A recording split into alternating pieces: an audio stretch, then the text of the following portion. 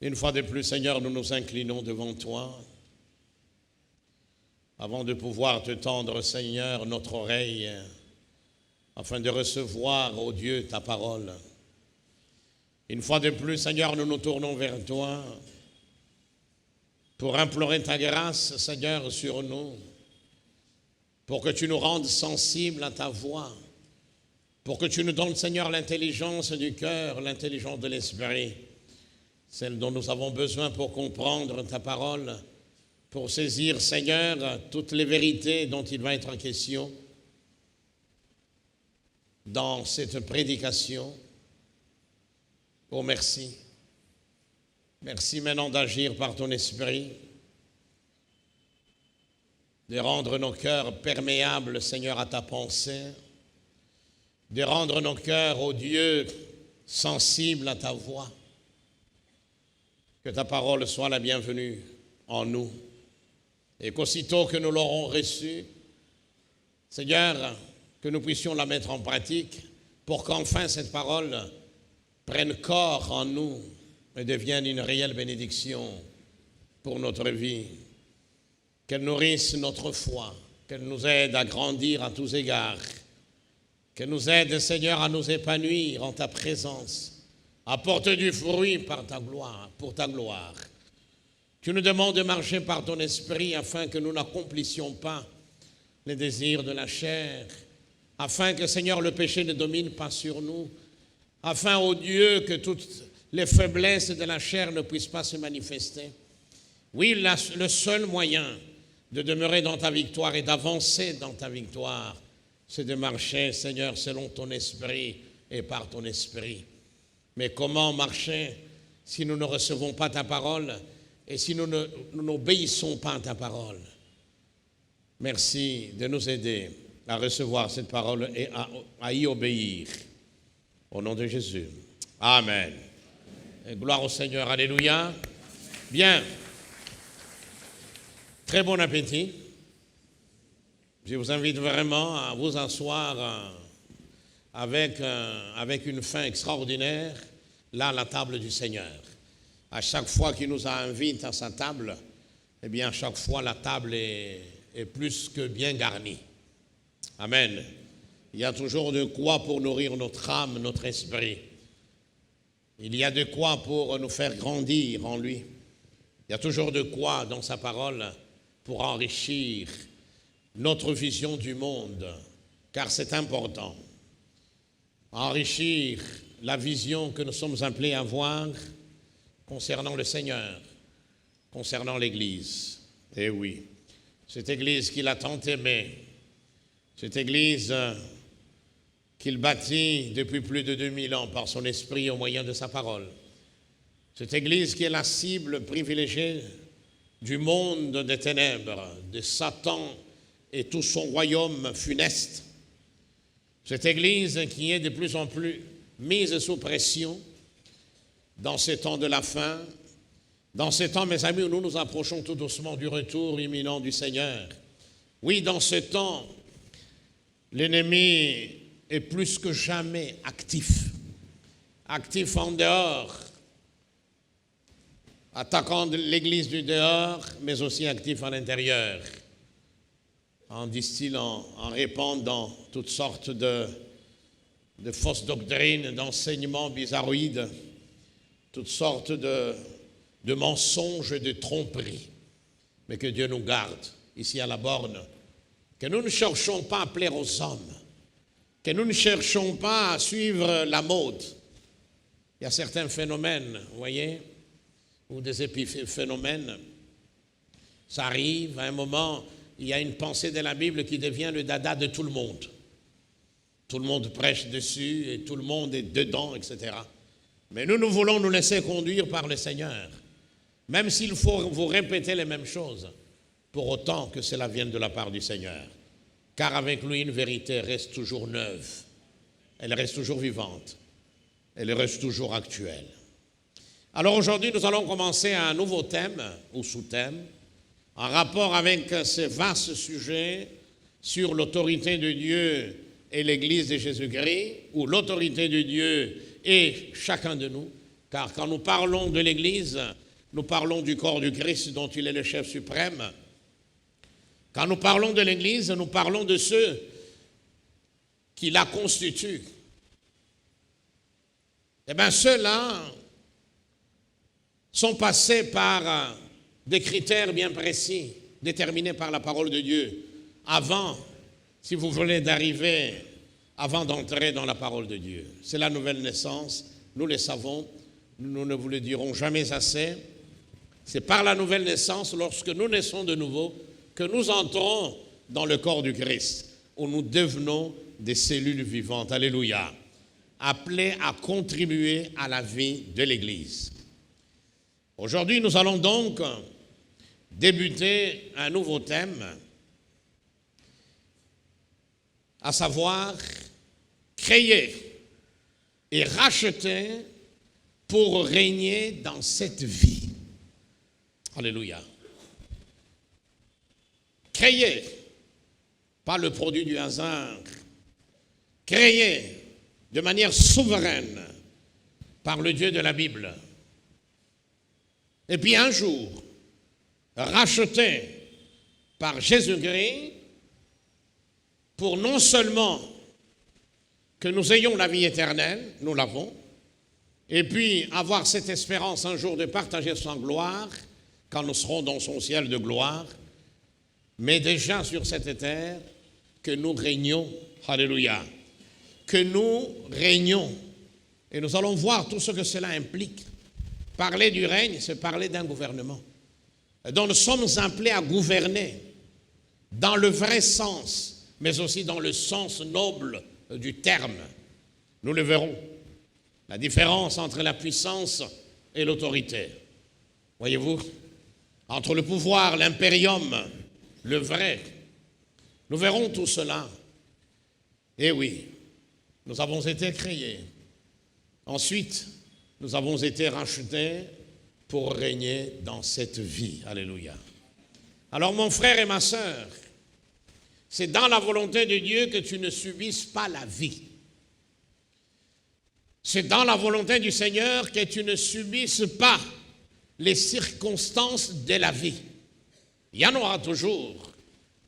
Ce n'est pas dans la volonté de Dieu que tu subisses les événements de la vie, mais tu es appelé à dominer les circonstances. Alléluia. À marcher sur les événements quels qu'ils soient. Car celui qui est en toi est plus fort que les circonstances. Nous allons lire dans Romains, d'abord chapitre 5, et puis nous irons au chapitre 8, Romains 5, verset 17.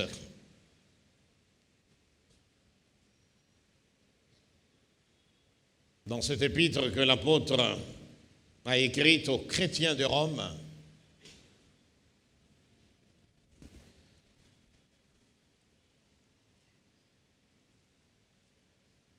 nous lisons, « Si, par la faute d'un seul, c'est-à-dire Adam, le premier Adam, la mort a régné par lui seul, à bien plus forte raison, ceux qui reçoivent l'abondance de la grâce et du don de la justice régneront-ils dans la vie par le seul Jésus-Christ. » Amen. Ceux qui reçoivent l'abondance de la grâce, ceux qui reçoivent le don de la justice, eh bien ceux-là sont appelés à régner dans cette vie par le seul. La parole de Dieu est claire. Alléluia. Et donc sans Jésus, ce règne-là ne se manifesterait pas. Sans Jésus, aucune autorité pour marcher sur les circonstances. Sans Jésus, aucune puissance pour marcher sur les scorpions des ténèbres, sur les vipères et tous ces serpents des ténèbres. Sans Jésus, pas de puissance pour marcher sur la puissance de l'ennemi du diable. Oui, l'ennemi est puissant. Et nous le verrons. Car nous avons confondu les choses. à force de trop pousser, à force de ressasser certains passages de la Bible en rapport avec le triomphe de Jésus à la croix, on a fini par croire que le diable a été complètement écrasé et qu'aujourd'hui c'est un moribond. Voilà. Il a été dépouillé, certes, nous verrons de quoi. Est-ce de sa puissance ou de l'autorité qu'il avait usurpée à l'homme? Car le diable reste le diable, il est puissant. Lisez la parole de Dieu. S'il avait été complètement achevé, pourquoi alors la Bible nous mettrait-elle en garde contre lui? Pourquoi la Bible nous demanderait de veiller en disant, votre adversaire rôde comme un lion rugissant, cherchant quoi? Donc il a encore cette puissance de dévorer. Jésus a dit, l'ennemi vient pour diviser. Il a encore cette puissance pour diviser. Il vient pour détruire. Il a encore cette capacité de nuisance. Car à force de le sous-estimer, beaucoup ont été surpris. Le serpent antique est là, mais nous verrons qu'en effet, le Seigneur l'a complètement dépouillé.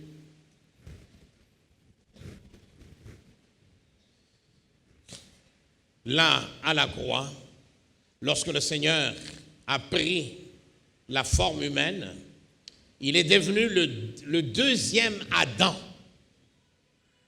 le seul qui va accomplir pleinement la volonté de Dieu, le seul qui va reprendre l'autorité que le diable avait subtilisée à l'homme, nous le verrons. Gloire au Seigneur. Et le chapitre 8, toujours des Romains. Mais, ça ce sont des versets que vous devez mémoriser, mes amis. Mais, dans toutes ces choses, dans toutes ces circonstances, quelles qu'elles soient, dans tous ces événements, quelle que soit leur nature, la parole de Dieu est formelle, elle déclare, nous sommes plus que vainqueurs par celui qui nous a aimés. Car, ajoute l'apôtre, je suis persuadé que ni la mort, ni la vie, ni les anges, quels qu'ils soient, ni les dominations des ténèbres, nous verrons, ni le présent, ni l'avenir, ni les puissances, nous verrons de quelle puissance il est question, ni les êtres d'en haut. Eh oui, nous parlerons de l'entre-ciel-terre. Eh oui, il y a les cieux des cieux, domaine, lieu qui accueille le trône du Dieu vivant. Aucun démon ne peut mettre son nez là-bas. Le diable a été précipité justement à cause de son orgueil. Et nous verrons, il a été précipité et nous parlerons de cet espace qu'il domine. Ni ceux d'en bas, vous voyez, ni aucune autre créature ne pourra nous séparer de l'amour de Dieu en Christ, notre Seigneur. Acclamons cette parole merveilleuse.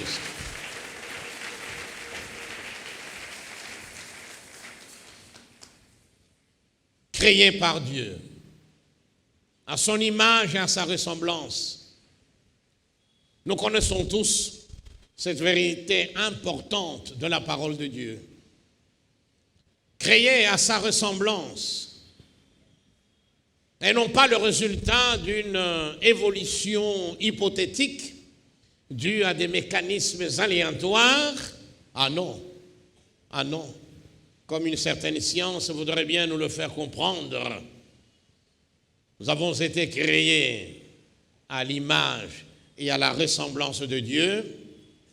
Oui, créés par Dieu. Et puis ensuite, rachetés à cause du péché par le Seigneur Jésus-Christ afin de régner dans cette vie déjà. Ce verset de Romains 5, 17, frères et sœurs, proclame formellement, proclame littéralement, absolument, que nous régnerons dans cette vie-ci par la puissance et l'autorité de Jésus. S'il y a une chose que j'aimerais que chacun de nous observe ou remarque par rapport à cette parole, c'est que dans ce passage, la parole de Dieu ne dit pas « vous régnerez dans les cieux un jour ». Je parle de ce passage. Voyez, laissons-le, replaçons-le dans son contexte. Il n'est pas dit « vous régnerez dans une autre vie ». Pas du tout. Il est vrai, frères et sœurs, qu'une vie merveilleuse nous attend là-haut, dans l'au-delà. Alléluia. Une vie de béatitude absolue.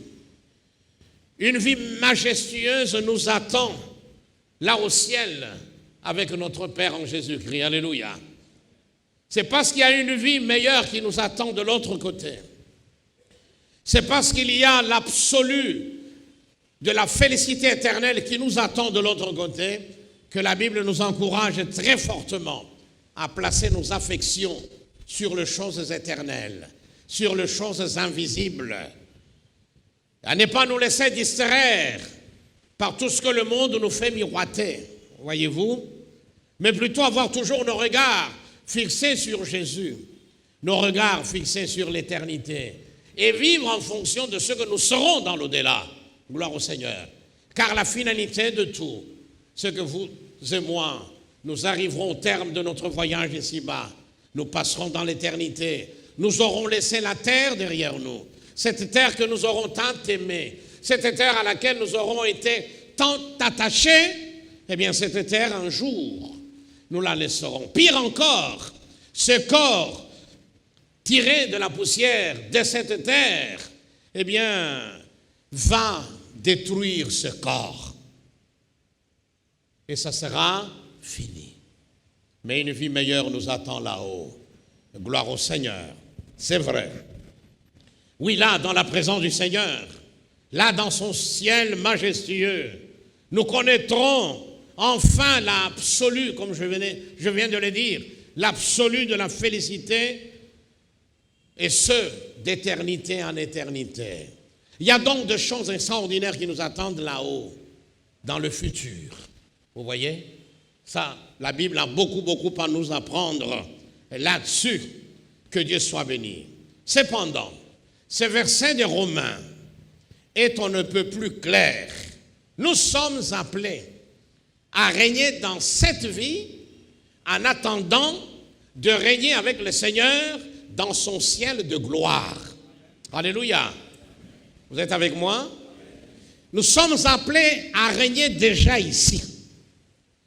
Peu importe notre position sociale, peu importe, mes amis, que nous ayons des diplômes ou pas, la Bible est formelle de lors que nous sommes en Christ.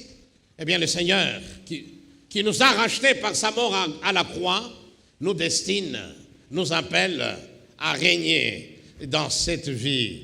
Gloire à Dieu. Oui, appelés à régner dans notre vie. Et quand nous parlons de notre vie, nous parlons de toutes les sphères qui constituent notre vie personnelle. Voyez-vous, tout. Nous parlons de notre couple, si nous sommes mariés. Nous parlons de notre vie familiale. Nous parlons de notre vie professionnelle. Nous parlons de notre vie estudiantine. Nous parlons de nos affaires. Nous parlons de nos responsabilités, quelles qu'elles soient. Voyez-vous, la Bible dit que nous sommes appelés à régner dans la vie. Non pas régner dans quelques sphères de la vie, mais dans toute la vie. Nous ne sommes pas sur cette terre au hasard. Le Seigneur ne nous a pas créés au hasard. Il n'a pas placé l'homme sur cette terre au hasard. Ah non. Lisons la Bible, mes amis. C'est elle qui doit nous enseigner. C'est elle qui doit nous donner toutes les lumières dont nous avons besoin pour comprendre, mes amis, le plan de Dieu depuis la Genèse. Le plan de Dieu quand il a créé l'homme. L'a-t-il créé comme ça au hasard, vaille que vaille, à l'emporte-pièce, ne sachant plus quoi faire, et dit, oh là là, si nous pouvons créer l'homme, et puis où le mettre? Il aurait regardé tout ce cosmos avec ses milliards de galaxies et des milliards d'étoiles, et puis bien, il aurait pointé notre galaxie, la Voie lactée, et puis dans cette galaxie, donc spirale, il aurait pointé, voilà, dans ses bras de cette galaxie, là où il y a le Soleil, autour du Soleil, il y a quelques planètes, eh bien, j'ai choisi la Terre, etc. Voyez-vous, il n'a pas fait cela au hasard. Tout ce qu'il fait, il le fait avec méthode. Il le fait avec un plan bien précis. Alléluia. Il est donc important de comprendre quelle était la pensée qui a présidé à la création de l'homme. Ce qui a amené le Seigneur à le placer sur terre. Oui, il l'a placé sur terre pour avancer, car il y a tant de choses à dire. Il a placé l'homme dès le départ, là dans le jardin d'Éden, quelque part sur terre, mes amis, pour que l'homme domine, pour que l'homme règne sur tout ce qu'il y avait sur terre. Écoutez ce que le psalmiste nous dit. Le psaume 115, verset 16, proclame ceci. Les cieux sont les cieux de l'Éternel, sont les cieux du Seigneur. Mais, il a donné la terre aux êtres humains. Alléluia. Il a remis la terre. Quand il donne la terre aux êtres humains, il y avait les anges, il y avait des archanges, il y avait d'autres êtres célestes.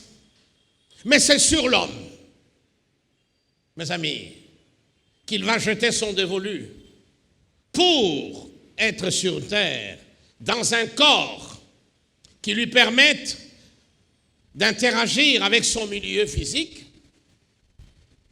L'homme, qui est aussi un être spirituel, appelé à être en communion avec son Créateur, il l'a mis là-bas, non pas pour que les choses de la terre dominent l'homme, non. Donc nous sommes sur terre parce que Dieu nous a voulu. Alléluia. Les cieux et les cieux de cieux sont au Seigneur. Son trône est là-haut. Des êtres, des créatures merveilleuses, des anges, des archanges, des séraphins, des chérubins et d'autres gloires célestes sont là, autour de son trône. Il adore, il proclame qui il est. Alléluia. Et puis sur terre, sur cette petite planète bleue qui ne représente rien du tout, ne serait-ce que dans notre système solaire. Si vous vous intéressez aux planètes, vous verrez notre petite planète. Quand vous partez du Soleil pour aller aux confins de notre système solaire, vous avez Mercure, Vénus, et puis on arrive sur Terre. Et puis vous continuez, vous avez Mars, vous avez la géante gazeuse Jupiter énorme. Et puis vous continuez jusqu'aux confins du système solaire. Et quand vous regardez tout cela, j'ai vu une fois l'image prise par la sonde, une des sondes de la NASA, Voyageur 1 ou 2, qui d'ailleurs ont déjà dépassé le système solaire. Et ça, c'est une première pour l'homme. On n'a jamais été aussi loin. Et de là, au-delà, cette sonde avait pris la photo, l'image de la Terre. Mes amis, il fallait presque une loupe. C'était une petite pointe lumineuse. Donc rien du tout. Et prenez ça, vous mettez ça dans notre galaxie où il y a des milliards d'étoiles. C'est inconcevable, hein? Oui ou non? Ça donne du tournis, hein? Voyez-vous?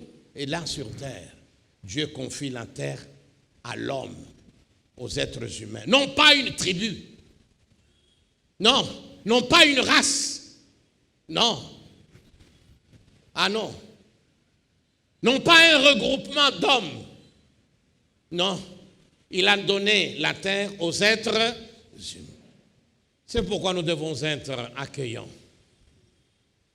Si nous sommes quelque part, nous nous sommes installés, nous avons nos racines, nous avons construit, et qu'il y a un étranger qui vient et qui a besoin d'aide, donnons-lui un logement, accueillons-le, sachant que nous aussi, nous sommes des étrangers, parce que cette terre, in fine, appartient au Seigneur.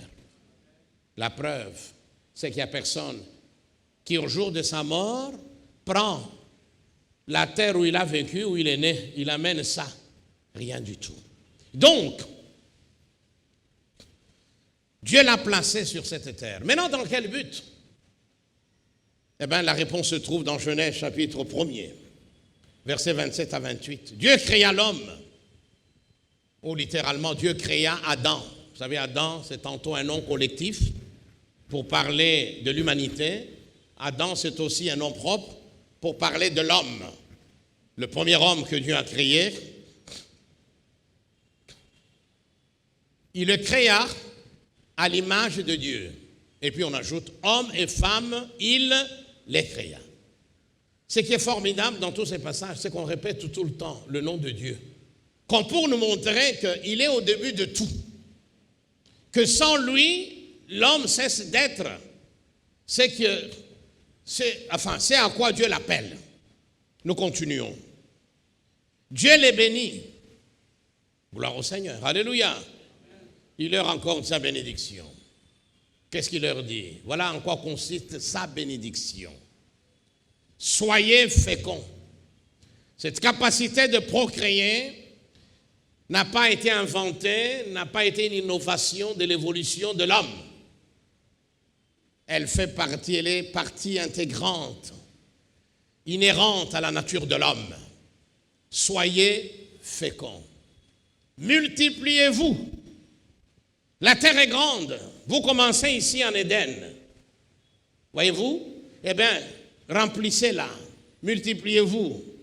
Je vous ai donné cette terre.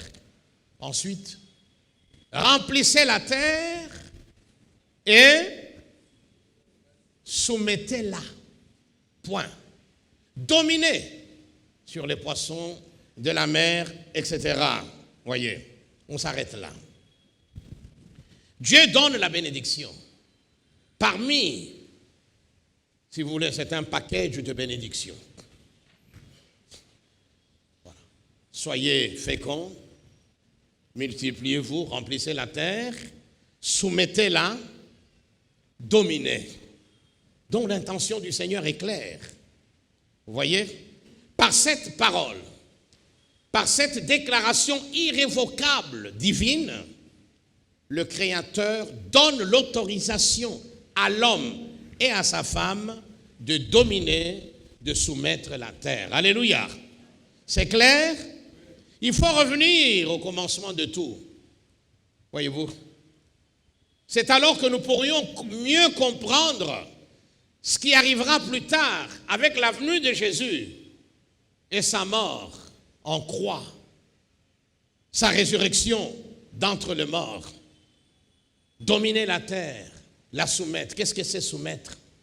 Se mettre sous la domination de quelqu'un. Soumettre la terre voulait dire, eh bien, qu'elle soit sous ta domination, toi, homme. Il y avait des êtres vivants, des animaux, la flore, la faune. Il y avait des richesses. Il y en avait à gogo. Mais le Seigneur dit, domine-la. Alléluia. Domine sur ces choses. Mais nous savons tous qu'avec le péché, désormais ce sont les choses qui dominent l'homme, hélas. Voyez-vous? Beaucoup de problèmes que nous rencontrons à l'Est, que nous trouvons dans notre pays, sont dus au fait que nous avons beaucoup de minerais et beaucoup de richesses. beaucoup de ressources minières, oui ou non? Oui. Aujourd'hui, les États-Unis sont la superpuissance financière, militaire. Eh bien, les États-Unis dominent. Hein? Les États-Unis imposent ces règles. Voilà. Même les Européens tremblent. Voilà. Avec l'arrivée de Trump, on s'est dit, oh là là, certains réalisent en effet, dont les États-Unis a une puissance qu'on ne pouvait pas s'imaginer. Ils sont présents dans toutes les mers avec leurs bateaux militaires, etc. Vous voyez maintenant, c'est une domination sans Dieu qui écrase l'autre. C'est une domination sans le Seigneur qui amène la mort, qui amène l'humiliation. Vous voyez? L'homme reçoit donc pour avancer l'autorité, évidemment de la part du Seigneur, de dominer. En d'autres mots, de gouverner la terre, de l'assujettir, évidemment dans le sens noble du terme, c'est-à-dire d'avoir la haute main sur tout ce qu'il y a sur terre, avoir tous les leviers du pouvoir, en d'autres mots, avoir tout le pouvoir, pouvoir sur les animaux. Aucun animal ne pouvait s'attaquer à l'homme. C'est la domination que l'homme avait reçue de la part du Seigneur qui lui permettait, eh bien, d'avoir la main sur tous les animaux. C'est d'ailleurs à lui qu'est revenue la charge, la responsabilité de donner le nom aux animaux. Alléluia. Les éléphants viennent, ils s'inclinent, il leur donne le nom. Oh, le lion! Toutes ces bêtes qui aujourd'hui sont une véritable menace, un danger pour l'homme, à l'époque, étaient soumis à l'homme. Alléluia. Il pouvait, avec sa femme, mes amis, se balader, se promener dans le jardin d'Éden, sans être inquiété par tel animal ou tel autre animal. Il n'y avait pas d'hostilité, il n'y avait rien. L'homme respirait la domination. L'homme imposait sa présence. L'homme manifestait le pouvoir qu'il avait reçu de la part du Seigneur. En d'autres mots, l'homme, avec l'autorisation de la part du Seigneur d'exercer l'autorité de Dieu ici-bas, l'homme est désormais, nous sommes encore dans le jardin d'Éden, l'homme est désormais le représentant de Dieu sur terre, par, et ça c'est un terme important, par la délégation, la fonction gouvernementale qu'il reçoit. Dieu lui délègue l'autorité. Cette autorité n'était pas inhérente, mes amis, à sa nature humaine. Le Seigneur lui donne l'autorité, il lui donne le pouvoir. C'était à lui de l'exercer. En lui donnant cela, le Seigneur lui donne aussi l'autorisation. C'est d'ailleurs le verbe qu'on trouve dans le mot autorité. On est autorisé. On reçoit le droit. Oui ou non? On reçoit le droit d'exercer le pouvoir. On le reçoit, pour parler politique, de la Constitution. On le reçoit du peuple. Voilà. Voyez-vous? Maintenant, avec cette autorité, on peut régner. C'est une autorité par délégation. À tous les niveaux. On délègue. Vous êtes nommé comme PDG numéro 1 d'une grande entreprise par cette nomination venant de la part qui détiennent l'autorité sur l'entreprise. Ça peut être les actionnaires, hein? Oui ou non? Ça peut être l'État. Si c'est une entreprise de l'État, l'État a le pouvoir parce que vous êtes l'entreprise de l'État. L'État vous nomme, voyez-vous, et en vous nommant, il vous donne l'autorité. Il vous autorise de structurer l'entreprise, de nommer les gens. Alléluia. Voyez-vous, d'orienter la politique de l'entreprise pour la rendre encore plus concurrente concurrentielle. Donc vous recevez avec l'autorisation de Dieu. Ça, c'est important. C'est là que nous verrons que certains ils utilisent le nom de Jésus, il n'y a rien qui se passe. D'autres, avec le même nom, l'autorité de Dieu se manifeste. C'est au niveau de l'exercice. Avons-nous reçu l'autorisation dans ce contexte précis par rapport à ce passage que nous prenons et que nous balançons comme ça aux yeux des gens ou même aux yeux des démons? Démons, voyez? Non. Il y a des critères, il y a des conditions qu'il faut remplir pour arriver à exercer cette autorité. L'homme appelé donc à dominer avec intelligence, à dominer avec autorité sur tous les autres êtres vivants, à soumettre la terre. Maintenant, une chose importante. Bien que l'homme ait reçu de la part du Seigneur, j'insiste beaucoup, ce pouvoir de dominer, bien qu'il ait reçu de la part du Seigneur l'autorité de régner là, dans le jardin d'Éden, eh bien, l'homme est demeuré une créature comme tant d'autres créatures. C'est-à-dire, ça veut dire quoi? Ça veut dire qu'avec cette autorité, l'homme ne devait pas se prendre pour un petit créateur. C'est une autorité déléguée. Si alors elle est déléguée, eh bien pour que l'homme exerce cette autorité, il devait dépendre entièrement de celui qui lui a délégué cette autorité. Voilà. Il n'est pas devenu un petit créateur. Non, il devait dépendre totalement, entièrement de Dieu. Car en recevant de la part du Seigneur cet impérium, ces pouvoirs, ces grands pouvoirs-là, et l'autorisation de l'exercer, eh bien l'homme n'a pas monté d'une échelle pour dire voilà, il y a Dieu, il y a les anges, Dieu règne dans les cieux, mais sur terre, je deviens un petit créateur. Notez bien que c'est cela que le diable va exploiter. Voilà. Car pour dépendre de Dieu, il fallait, mes amis, que l'homme reste. Plutôt pour exercer ce pouvoir, il fallait que l'homme dépende entièrement du Seigneur. C'est dans la mesure où l'homme demeurait dans la soumission à Dieu qu'il pouvait alors exercer pleinement cette autorité, ce pouvoir qu'il avait reçu de la part du Seigneur, et ce, face, mes amis, à n'importe quelle créature, visible ou invisible. Pourquoi je dis visible ou invisible? Ce n'était pas simplement une autorité qu'il était appelé à exercer face aux autres créatures qu'il y avait dans le jardin d'Éden, des créatures visibles, ou la création matérielle, mais aussi invisible. Car, dans le même temps, le diable avait déjà été précipité dans l'espace et dans le temps. On dit qu'il fut précipité sur terre, parce que l'homme est sur terre. Mais il est dans l'espace et dans le temps. Hein. Le diable ne se limite pas qu'à la terre.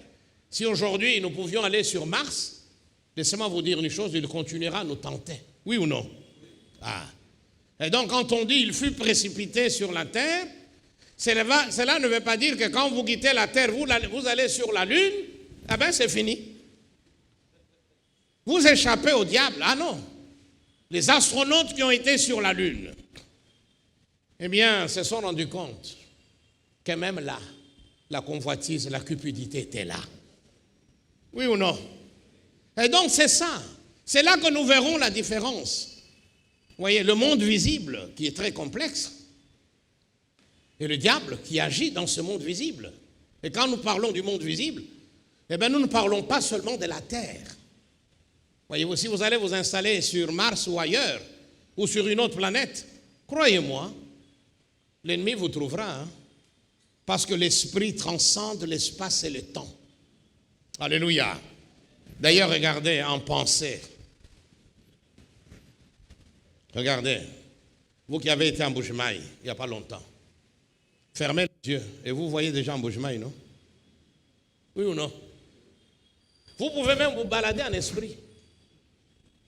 Vous connaissez l'aéroport, vous êtes descendu, etc. Mais vous êtes ici. L'homme n'est pas encore été sur Mars, mais nous avons envoyé des engins sur Mars. En d'autres mots, la pensée nous a précédés. Voilà la capacité que Dieu a donnée à l'homme. Incroyable. Et donc avec ce pouvoir, un pouvoir énorme que l'homme avait, il y avait de quoi susciter la jalousie. Il y avait de quoi, mes amis, susciter la convoitise. Et même la haine de Satan. Parce que lui avait tout perdu là-haut. À un moment, il avait voulu être comme Dieu. La Bible nous le révèle. À un moment, l'orgueil s'était emparé de lui, la hauteur, le syndrome du bris.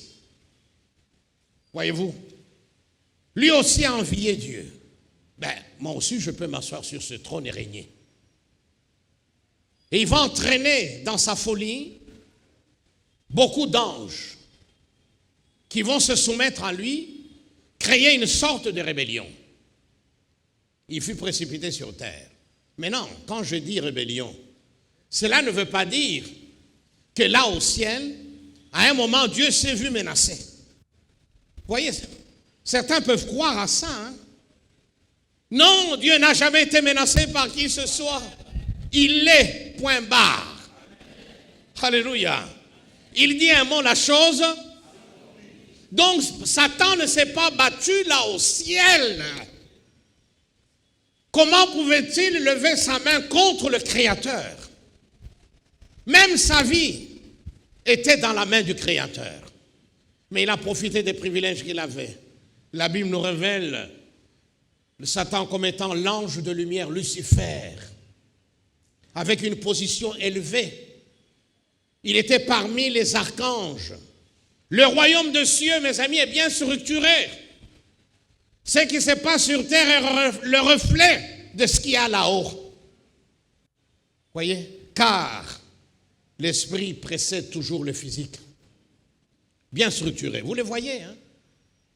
Il y a des archanges, des chefs d'anges. Il y a des anges et parmi des anges, vous avez toutes sortes de types d'anges. Ce n'est pas ça le but de l'enseignement. Et donc, il ne s'est pas levé, ils ont commencé à se donner le coup. Le trône du Seigneur aurait été menacé. Non, non et... Dès l'instant où cette pensée a frôlé sa tête, ton esprit, dès l'instant où il a été trouvé arrogant, il a fallu simplement un mot. Satan a été précipité. Mes amis, précipité sur la terre, bref, dans cet univers physique. Et donc, quand l'homme est là, quand on donne le pouvoir, l'autorité, puisque la création de l'homme est venue plus tard, eh bien, Satan est où? Il est là. Il a été précipité dans l'espace et dans le temps. Vous voyez? Il voit le pouvoir énorme qu'a l'homme. Il voit un monsieur, sa femme, avec un corps physique, mais en même temps avec un esprit qui est en communion avec Dieu, de tenir ce pouvoir-là, de dominer tout sur terre. Même lui. Voyez? Alors, ça va susciter toutes sortes de sentiments dans son corps, en lui. Il va essayer de subtiliser à l'homme cette autorité qu'il avait reçue de la part du Seigneur. Alléluia. Voilà. Comment? Car il savait que tant que l'homme restait en communion avec Dieu, eh bien, il avait tout le droit, il avait toute l'autorisation, mes amis, d'utiliser, d'exercer sa domination, son pouvoir, tant qu'il était sur la terre. Même en face du diable, hein.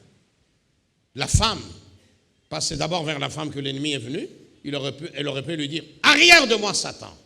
Laissez-moi vous dire une chose, ils n'auront pas eu d'autre choix que de reculer. La preuve, c'est qu'il est venu, il a approché la femme pour la charmer, pour la séduire, parce qu'il était incapable de leur reprendre cette autorité-là. Et il recourt à la ruse. Voilà pourquoi il est appelé le rusé. Il recourt à la tromperie, au mensonge, à la séduction. Et là, il sème le doute dans le cœur, d'abord de la femme. Voyez-vous? Voyez? Au chapitre 3, on n'a pas le temps de lire tout ça. Je vous donne ceci. C'est un préambule de tout ce qui va être dit pour que vous compreniez d'où nous venons. Voilà. Il commence par dire à la femme, lui le plus rusé, il dit, Dieu a-t-il réellement dit, vous ne mangerez pas de tous les arbres du jardin? Ça a toujours été sa manière d'agir. Combien de gens utilisent la Bible pour justifier leurs péchés? Oui ou non? Combien utilisent la Bible pour justifier leur cupidité, leur convoitise?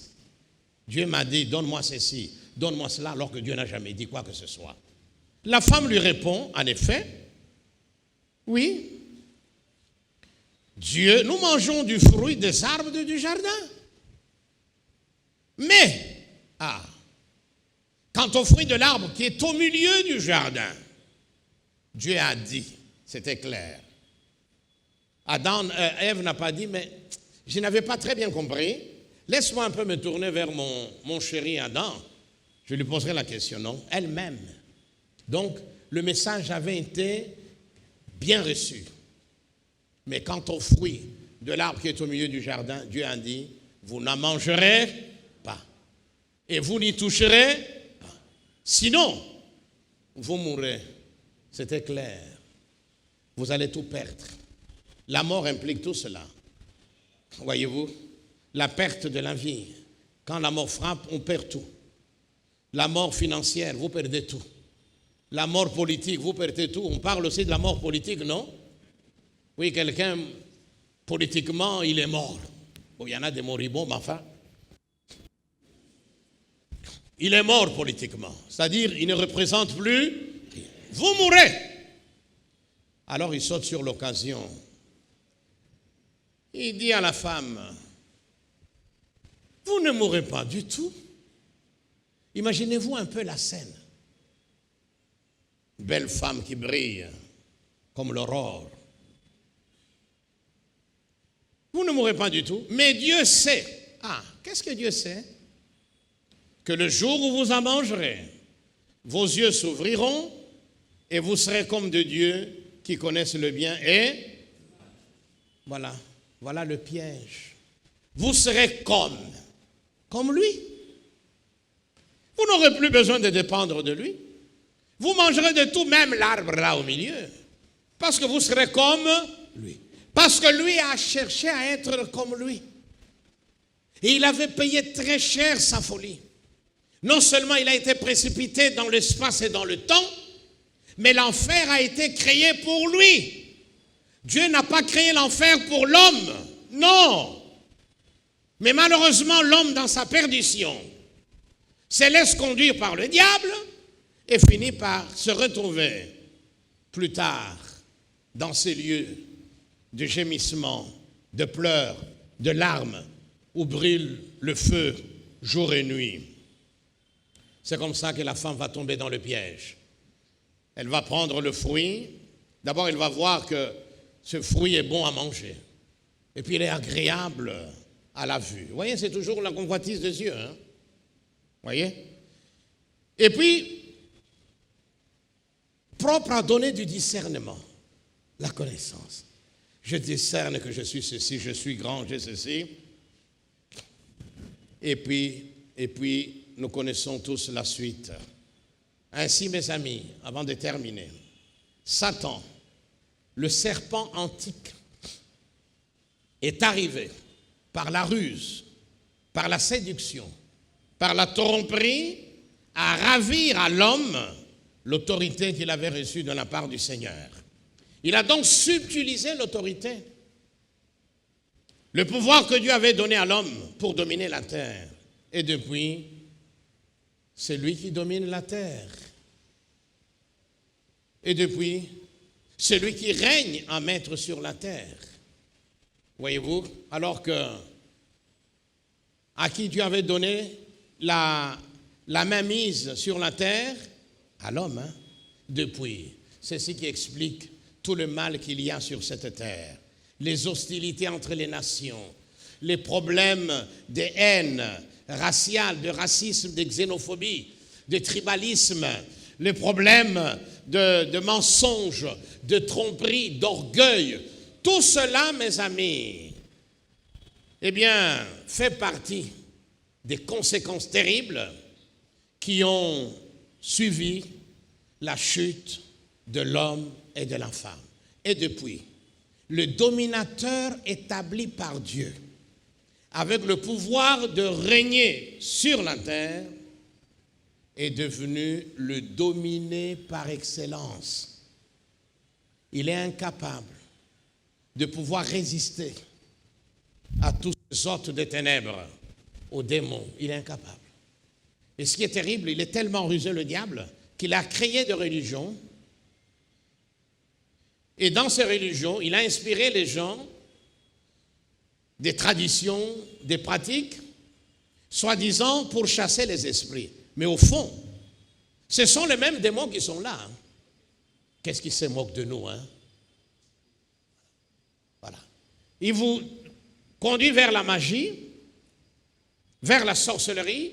Il vous fait croire que vous êtes devenu fort, puissant. Et vous vous mettez à jeter de mauvais sorts sur votre famille. Lui, il est content. Parce que son but, c'est quoi? C'est de séparer la famille. C'est diviser la famille. C'est détruire la famille.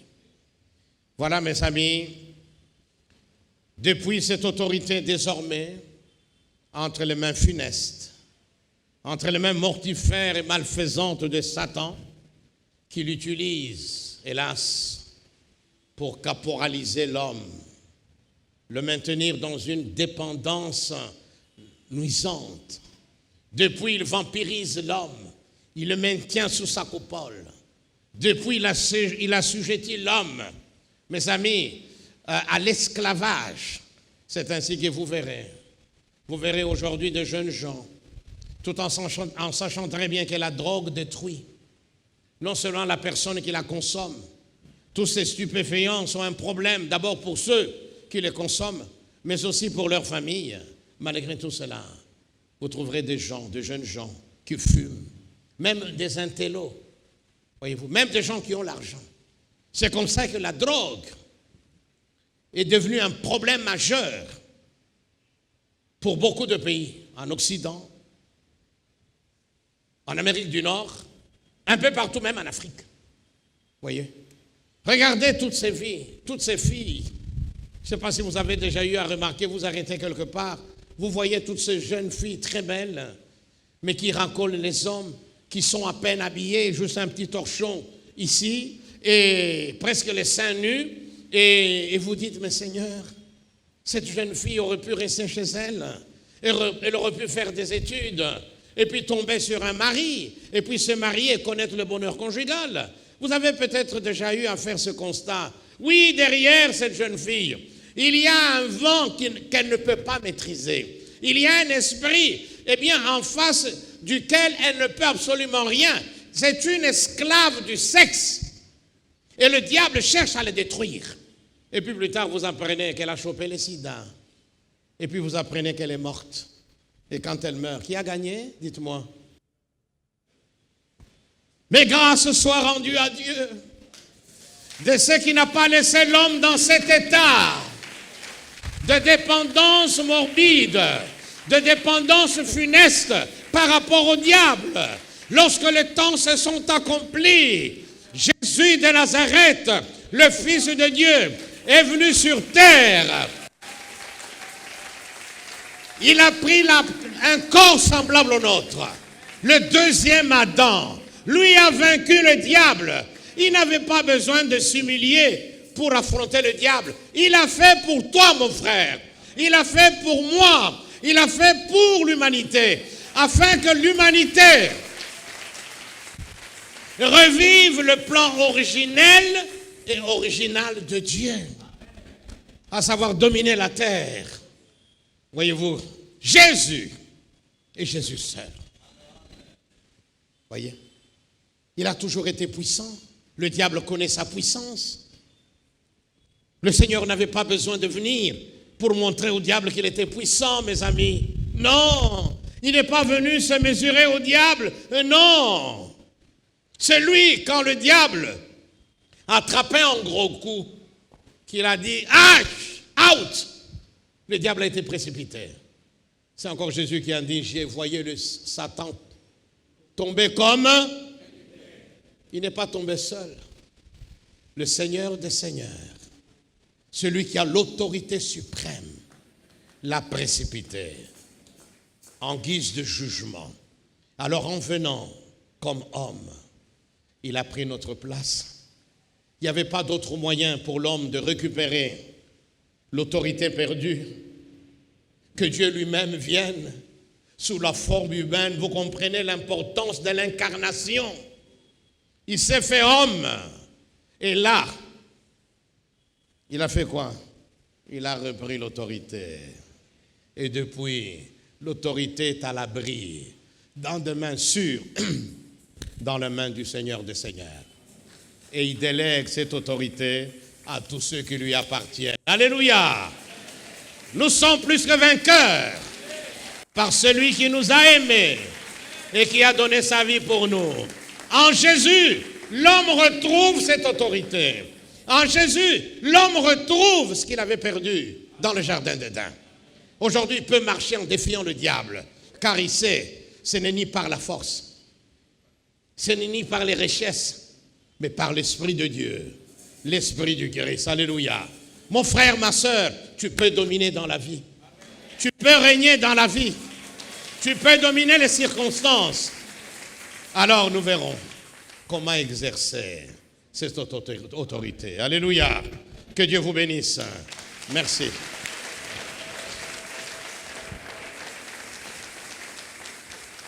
Nous prions et puis nous prenons les offrandes et ensuite les communiqués et enfin nous terminerons. Seigneur, nous bénissons ton nom pour ta parole. Merci de nous aider à comprendre toutes ces vérités. Merci d'avoir récupéré pour nous cette autorité que nos ancêtres avaient perdue au jardin d'Éden. Et désormais avec toi, avec ta puissance, nous avons l'autorisation d'exercer ton pouvoir, d'exercer ton autorité, quelles que soient les circonstances. Merci pour tout. Merci Seigneur. Bénis ces offrandes au nom de Jésus. Amen.